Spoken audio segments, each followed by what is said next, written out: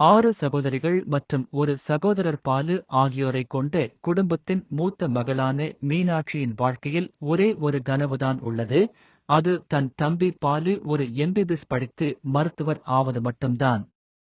குடும்ப தேவைகளையும் தம்பி படிப்பு செலவை பூர்த்தி செய்ய சமைப்பது, பாத்திரம் கழுவுதல் என பல வீடுகளில் வீட்டு வேலையில் செய்து பணம் திரட்டுகிறார். இருப்பினும் பணம் பத்தாமல் போக தனது தம்பியின் கல்வி கட்டணத்தை செலுத்த முதலாளிகளிடமும் தனது காதலன் முத்தையாவிடமும் அடிக்கடி உதவி கேட்டு எப்படியோ சமாளித்து வாழ்க்கை நடத்துகிறார். இப்படியே காலம் செல்ல ஒரு நாள் பாலுவின் கல்லூரி கட்டணத்தை செலுத்த அவளுக்கு ரூபாய் 1000 தேவைப்படும் சூழ்நிலை ஏற்படுகிறது. முத்தையா உட்பட யாராலும் அந்த பணத்தை அவளுக்கு கடன் கொடுக்க முடியவில்லை. இந்த கொந்தளிப்பான சூழ்நிலையில் ஒரு திருமண தரகர் பெரியசாமி என்ற கோடீஸ்வரர் மனைவியை இழந்தவர் மீனாட்சியை திருமணம் செய்து கொள்ளும் ஒரு ஒப்பந்தத்தை வீட்டிற்கு கொண்டு வருகிறார். முற்றிலும் தீயவராக இல்லாவிட்டாலும் பெரியசாமி பேராசை, ஆணவம், காமம் நிறைந்தவர். மீனாட்சியின் அழகில் ஈர்க்கப்படுகிறார். மீனாட்சியின் வறுமையையும் அவளுடைய பணத் தேவையையும் தனக்கு சாதகமாக பயன்படுத்திக் கொள்கிறார். மீனாட்சி குடும்பம், குறிப்பாக பாலு, ஆரம்பத்தில் பெரியசாமியுடனான இந்த திருமணத்திற்கு எதிராக கலகம் செய்து தனது சகோதரியை பெரியசாமியை திருமணம் செய்ய வேண்டாம் என்று கெஞ்சுகிறார். மேலும் தன் அக்காவிற்கு ஒரு சரியான துணையை உருவாக்கி தருகிறேன் என்று உறுதியளிக்கிறார். ஆனால் பாலுவின் படிப்பை தொடர வேண்டியிருப்பதால் திருமணத்தை தவிர்க்க முடியாது என்று மீனாட்சி உறுதியாக கூறுகிறார். இது அவர் ஒரு டாக்டராகி தனது மற்றொரு வாய் பேச முடியாத சகோதரிக்கும் மற்றவர்களின் எதிர்காலத்தை கவனித்துக் கொள்ள பணம் சம்பாதிக்க உதவும் என்று கூற பாலு விட்டுக் கொடுக்கிறார். மீனாட்சியும் பெரியசாமியும் ஒரு எளிய முறையில் திருமணம் செய்து கொள்கிறார்கள். பெரியசாமிக்கு ஒரு பெரிய குடும்பம், அவருக்கு வயதான அம்மாவும் 7 குழந்தைகளும் உள்ளனர். மூத்த மகன் மணி தன் தந்தை பேராசை மற்றும் ஆணவ நடத்தை பிக்காமல் வீட்டை விட்டு வெளியேறி வேறு வீட்டில் வசிக்கிறார். பெரியசாமிக்கு வளர்ந்த மகள் சரோஜா, மீனாட்சி சகோதரர் பாலு மீது காதல் உண்டாகிறது. இருவரும் காதலிக்கிறார்கள். இருவரும் ஒருவருக்கொருவர் ஈர்க்கப்படுகிறார்கள். பெரியசாமிக்கு 6 குழந்தைகள் உள்ளனர். அதில் 1 வயது குழந்தையும் ஒன்று. ஆரம்பத்தில் பெரியசாமியின் அம்மாவும் குழந்தைகளும் மீனாட்சியை மாற்றாந்தாயாக, அதாவது சித்தியாக ஏற்றுக்கொள்ள தயங்குகிறார்கள். ஆனால் அவரது உண்மையான மற்றும் நிபந்தனையற்ற அன்பால் மீனாட்சி அவர்களின் இதயங்களை வெல்கிறார். அவர்கள் குழந்தைகளும் மாமியாரும் மீனாட்சியை முழு மனதுடன் ஏற்றுக்கொள்கிறார்கள். குழந்தைகளை, குறிப்பாக 1 வயது குழந்தையை கவனித்துக் கொள்வதற்காக மீனாட்சி தன்னுடன் நெருங்கி பழகுவதை தவிர்ப்பது பெரியசாமிக்கு வருத்தமாக இருக்கிறது. தன்னுடன் உறவு கொள்ள குழந்தைகளை சாக்காக பயன்படுத்துவதாக அவர் பலமுறை அவளை குற்றம் சாட்டுகிறார்.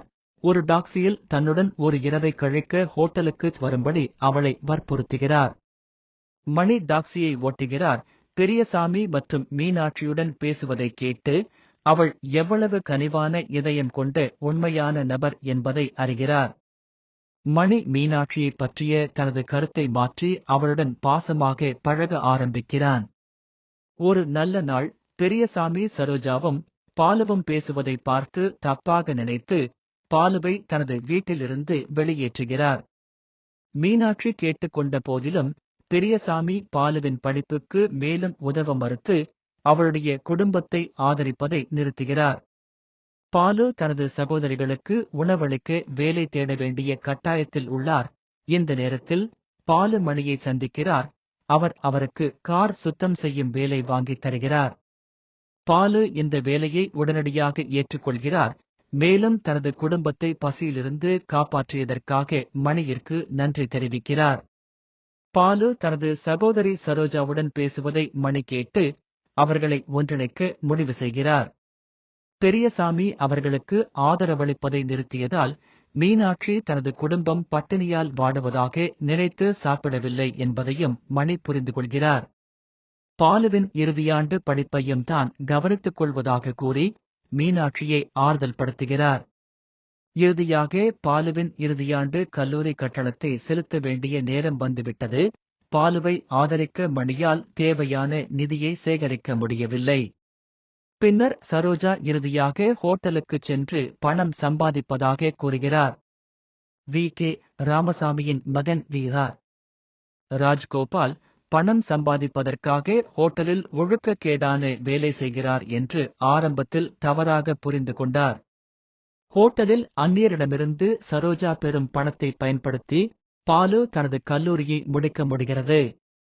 இதற்கிடையில் பெரியசாமி சரோஜாவுக்கு மருதுப்பிள்ளை மகன் ஆனந்துடன் திருமண முன்மொழிவை ஏற்பாடு செய்கிறார். ஆனந்த் சரோஜாவை சந்திக்கும் போது சரோஜா பலமுறை ஹோட்டலில் அந்நியரிடமிருந்து ஒழுக்கக்கேடான முறையில் பணம் பெறுவதைக் கண்டதாக கூறி திருமண முன்மொழிவை மறுக்கிறார். டாக்ஸி ஓட்டுநர் சரோஜா பலமுறை ஹோட்டலுக்கு சென்றிருப்பதை நேரில் கண்டதாகவும் அவர் கூறுகிறார். மருதுப்பிள்ளை பெரியசாமியை அவமதித்து சரோஜாவின் குணாதிசயங்களை கேள்வி கேட்கிறார். பாலுவின் கல்விக்கு நிதியுதவி செய்ய சரோஜா உண்மையில் ஹோட்டலுக்கு சென்றுள்ளார் என்பதை மணியும் சரோஜாவும் உறுதிப்படுத்துகிறார்கள். மணியின் சரோஜாவின் வாக்குமூலத்தை கேட்டு மீனாட்சி மிகவும் வருத்தமடைந்து கோபமடைகிறாள். இந்த குற்றச்சாட்டை கேட்டு அவள் வன்முறையில் ஈடுபட்டு சரோஜாவை அடிக்கிறாள். பின்னர் மணி குறுக்கிட்டு சரோஜா ஹோட்டலுக்கு சென்றதன் பின்னணியில் உள்ள தெளிவின்மையை தெளிவுபடுத்துகிறார். மணி சரோஜா முத்தையாவை சந்திக்க சென்றதாக தெளிவுபடுத்துகிறார். அவர் இப்போது கோடீஸ்வரராகி பாலு கல்லூரி கட்டணத்தை செலுத்த உதவினார். குடும்ப வழக்கில் வெற்றி பெற்று 4 லட்சம் ரூபாய் பெற்றார். அந்த பணத்தை பயன்படுத்தி அவர் அந்த ஹோட்டலை கட்டியுள்ளார். பாலுவின் கல்லூரி கட்டணத்தை செலுத்த உதவி பெற சரோஜா முத்தையாவை அவரது ஹோட்டலில் சந்தித்தார் என தெளிவுபடுத்துகிறது. பெரியசாமி உட்பட அனைவரும் தங்கள் தவறை உணர்கிறார்கள். பெரியசாமி மனந்திரும்புகிறார். மருதுப்பிள்ளை மன்னிப்பு கேட்கிறார். பெரியசாமி பாலுவிடம் மன்னிப்பு கேட்டு சரோஜாவை அவருடன் இணைக்கிறார். முத்தையா உள்ளே வருகிறார். மீனாட்சி தன் தம்பிக்கு சரியான நேரத்தில் உதவியதற்கு நன்றி தெரிவிக்கிறார். முத்தையாதான் ஒரு பெண்ணை மணந்த செய்தியை பகிர்ந்து கொள்கிறார். மீனாட்சியின் வாய் பேச முடியாத சகோதரிதான் என கூறி அனைவருக்கும் அவளை அறிமுகப்படுத்துகிறார். தனது சகோதரி முத்தையாவை மணந்து அவளுடைய தம்பி பாலு சரோஜாவுடன் இணைவதைக் கண்டு மீனாட்சி மகிழ்ச்சியில் மூழ்குகிறாள்.